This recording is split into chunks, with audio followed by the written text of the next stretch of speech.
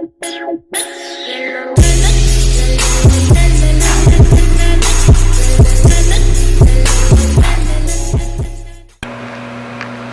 guys, how's it going? Kyle here, back with another video. Today we're actually going to be working on my truck in my brand new shop that I just finally got finished building. I'm super stoked about it. It took quite a bit of work and it did cost quite a bit of money too, but well worth it, especially in the climate I live in. Right now it's minus, I don't know, minus Celsius 20-ish out, which is a warmer day in the winter time here. So I got it pumping in here at 55 degrees, which is like 13 plus 13 degrees Celsius, which is pretty nice to work in. I got a t-shirt on, I'm good to go. I'm really excited about this. This is the first time I'm actually going to be working in here legitimately. I got a little dog following me. Look at this guy here. Datsun, what's up, bud? What up? So yeah, he follows me around. He's the shop dog, or at least he's going to try to be. He's really helpful all the time. But anyways, reason we're here today is for this truck. This is my 91 or 93, somewhere in there, B2200. Basically, it's got a 4-cylinder, just a stock motor in it. Been rebuilt. It's very crappy, but it does the job. I drive it as a daily driver most of the time. That's what it kind of looks like there. Basically, it's a, like I said, it's a daily driver. I've lowered it, torsion bars in the front, lowering box and monoleaf in the rear. What we're here to do today is weld the diff. So basically tomorrow, just so everyone's aware, so tomorrow is an event called Winter Games in Fort Capel. And basically what they do there is it's ice bike racing, sled racing, and they just started last year an event for drifting. So I'm taking this truck there. We're gonna try and beat it up, but first I gotta weld the diff.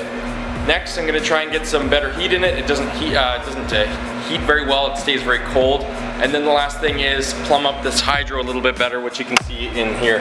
So I have the hydro already ran. I guess I can open the door.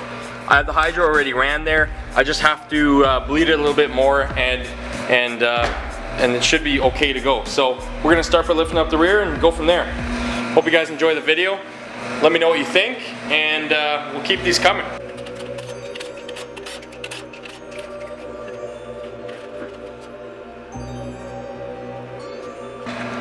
So, once the wheel's off on these trucks, all you have to do is, right there is the drive shaft. Pull off the drive shaft. There's 4 bolts on it. And the back side of the, I guess the wheel hub or whatever you want to call this. But basically on the back side there, there's four bolts, like 1, 2, 3, 4. And this whole thing will slide out. You can take off the brake drum. If they're giving you problems, you have to take off the brake drum. And once the brake drum is basically taken off, there's another set of bolt that holds it through. And you can tack weld those in so they don't come loose on you in the future, and that's probably what I'll do if I run into that situation. But that's it. And then all you do afterwards is the diff itself has bolts on around it. They're hard to zoom in on, but basically there's bolts just around the transmission. You pull them off and that's it. So I'm gonna get cracking at it.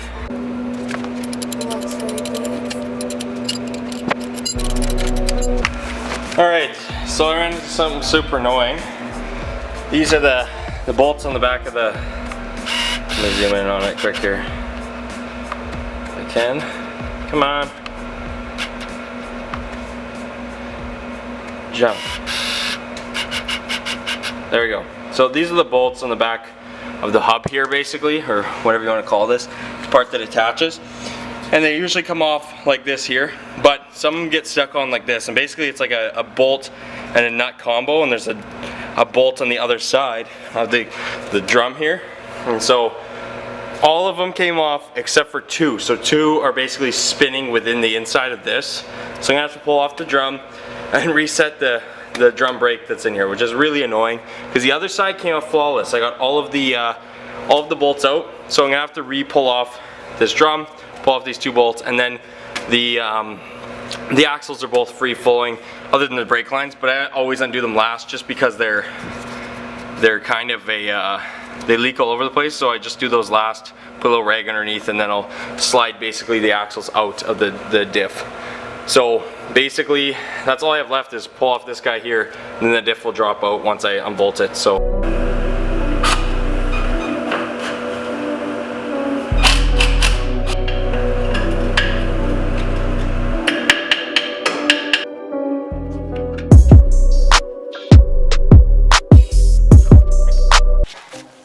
Right, so as we can see, once we get it focused in here, the drum comes off, and well, I got no pads left really, they're pretty worn, I don't have any more, but basically back in here, there's a nut or a bolt, and the bolt goes through to the other side on the other side of the, what do we call this, like the drum rotor or something like that, but basically I have to hold that with a, what are they called? What are these? A wrench. I don't know how I forgot the name of that. But if you can get a wrench in there, that's the hard part. So the only way to get a wrench in there is pulling off all the brake stuff. And it's a pain in the ass to get some of this stuff back in, and I hate dealing with drum brakes. I know it sounds like a standard thing, but I really don't like doing it. So I'm gonna try and work around that and see if I can even hold it, just push it down to get it loose, but I'll try my best and see really how it goes, because there's no other way around getting these out that I know of. So I'll work away at it.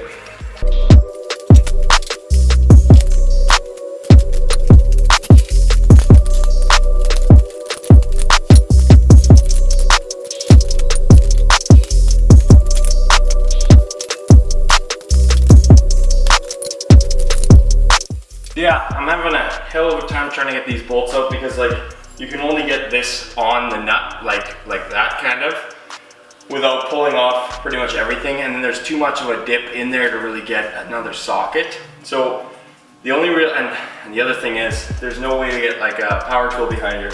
So I really have only one option, and that option is basically to, I'm gonna attempt to try and get my my air ratchet in there, or air gun. I don't know what the word is. Got no brains tonight. But basically, I'm gonna try and get that in there, because if I can, at least loosen it out a bit. So that's the next shot. Luxray beats. All right. So basically, what I did was right in there. Yeah, that's it right there. I gave that little nut a couple welds. I know I couldn't get it clean, but whatever. Basically that's welded on there now. Hopefully it'll stay. And what I'm gonna do is ram it with my impact now. And that's the word for it. And the weld's broke. So I'm gonna do a big globby weld on there, get it as juicy as I can, and try and knock it off, because I don't know any other way to get that off really efficiently in a short period of time.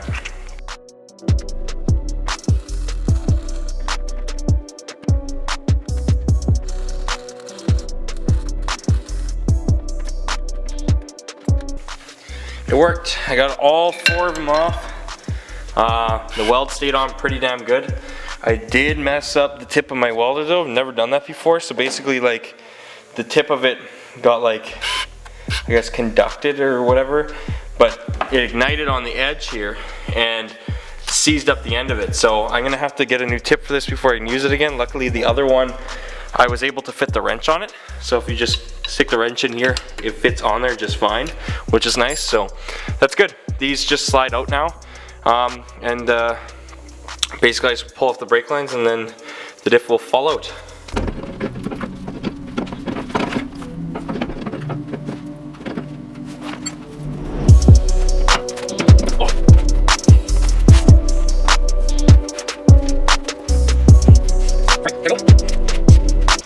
Well, got the diff out. The hardest part about it was definitely those 4 bolts around the sides here.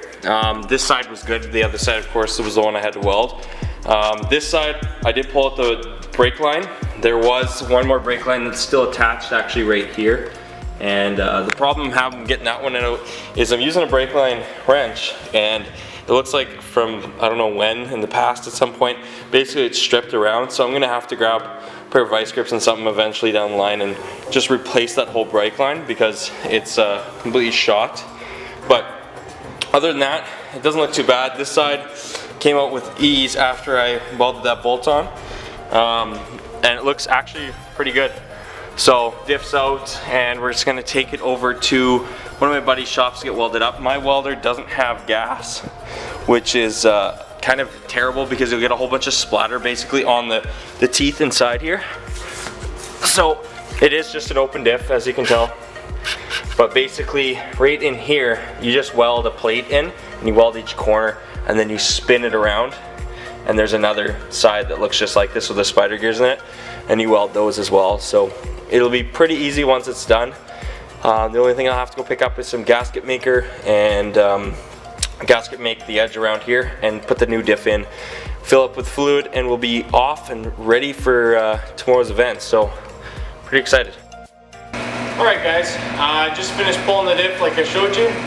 Basically where we're at right now is I had a buddy come by. He picked up the differential and he's taken over to his work where he's got a welder that's running gas, and so that's going to cause no splatter. That's going to be all over the place. He's going to clean it up for me. He's going to use probably brake clean or something along those lines, hopefully non-chlorinated so he doesn't make mustard gas, of course. But basically, he's going to clean it up, weld it up, put plates in it, weld all the corners, and then flip it on the other side and do the other side as well. So that'd be pretty good. It'll probably only be about a half hour longer. In the meantime, what I actually need to do is pull the battery out of the B2200 here. I only have one battery now, and I got to put that in my tow rig that I use. So it's a Ram 1500. I'm going to put the battery in there, drive the truck around to the front of my house, hook up my trailer that I can tow this car out there with. I don't like risking. Well, I do like risking. I'm kind of up in the air with this. Me personally, I would probably drive down there and with this truck, but I probably wouldn't make it back. If I crash or if something goes wrong with it, which is highly likely with me, I always screw up, especially when I'm on track. It's a guarantee. I've screwed up multiple times where I've had no trailer and had to find a ride home. But this is about 3-hour drive from where I live, so I don't want to mess up. So basically, I'm gonna hook up the truck, get the trailer going, put this on it once the differential's back in. But for right now, since I have about half hour to kill, I'm gonna do that and get it out of the way because it's already dark out and I can't see anything. And it's supposed to be really, really snowy. We're supposed to have a severe snowstorm tonight. Basically, we're gonna get maybe 10 to 20 centimeters of snow, blizzarding, and I don't know what that's gonna affect on the drive tomorrow, but we'll see. So I'm not really sure. So anyways, stay tuned, guys. All right, guys, so what do we got going on? Well, number one thing is back, roughly half an hour later. Freshly welded up diff, as you can see in here. Maybe you can't see, but yeah, there we go. Pretty solid weld. So what he did is he tacked, my buddy went in and tacked the corners, put a plate in, and then really thick welds all around. And if you spin the diff around to the other side, there, same thing there. So both sides of the diff are now welded and ready to go back into the truck. I did tension off the brake and put the drum back on, and all I'm going to do is grab this Permatex Ultra Black gasket maker, and I'll just basically layer it around here, very thin layer, actually probably on the carrier itself in there, and then put the diff back in. Basically once the diff's back in, I can then fill up the fluids in there, and the only hard thing is it is roughly, it's what time is it? So it's 12 o'clock at night. I'm gonna be up for probably, I'd say 7 o'clock. Gotta get my vehicles plated. Gotta get this thing on the trailer yet too tonight. So there's a bit of work left. Yet. So we'll see how everything else goes. But basically, I'm pretty excited. I'm really excited to see how this one drives with the welded diff. The last one I had, the axles blew up probably in 3 days. So this one hopefully lasts a little longer. We won't put as much weight in the back of it, but I'll get working at it. Basically, it's the same thing as taking it out, so I'm not really going to record much. I'll probably just do a final video, so hope you guys enjoyed so far. Well guys, as you can see in the background here, the truck is back on the ground. That means the welded diff is in. Now, did run into a couple issues while putting this diff in. It was actually nothing to do with the diff, it was everything else. And I put everything back together. Right now it is 1:57, so it took roughly 2 hours. It did only take 30 minutes now to get the diff back in. What the actual issue was, let me just put you guys down here. There we go. Hold on. Okay, anyways. What the actual issue was the brake line. When I put it in the other side and it pulled it out, I cracked the brake line, and it's a very brittle old brake line. What I ended up doing was I took the bleeder nipple from the one side, and as a temporary fix, just because I am not driving it on the street like this will just be driven at the event tomorrow, and I'm not really in need of rear brakes. It's an ice event, so there's no really I won't need the rear brakes whatsoever, so really just the fronts. But anyways, I looped so I don't have left side rear brakes, I just have right rear side brakes. So I've just looped it and put it on the one side just so it's a temporary fix, so at least I can get the thing rolling. And I'll get a whole new brake line system in this truck later down the road, and we can wait for that on another video as well. Hopefully I can get some more footage as well on things moving forward, just because I do have a little bit of a trouble to getting some of the footage. I'm using a T3i, so it's a larger camera. I do have a GoPro, but my computer can't handle it. So I'm trying to work out things, you know, as we go along, and eventually I'll get there. But I really hope you guys appreciated this part of the video. Tomorrow, if the weather permits, because we have a bad storm coming, I will be going to Fort Capel, Winter Drift Games, and it'll be fun. Honestly, I'm super excited. I can't wait to go, and yeah, so if it does happen, you'll see it in the next video. If it doesn't, we'll go to another ice track that I have close by, and we can, you know, it's a basically a hidden track. Me and a couple buddies can go there. We'll go and rip around. We'll have a freaking blast. We'll try and do it during the day so we can get some footage of that. So anyways, thanks for watching again, guys. Have a good night.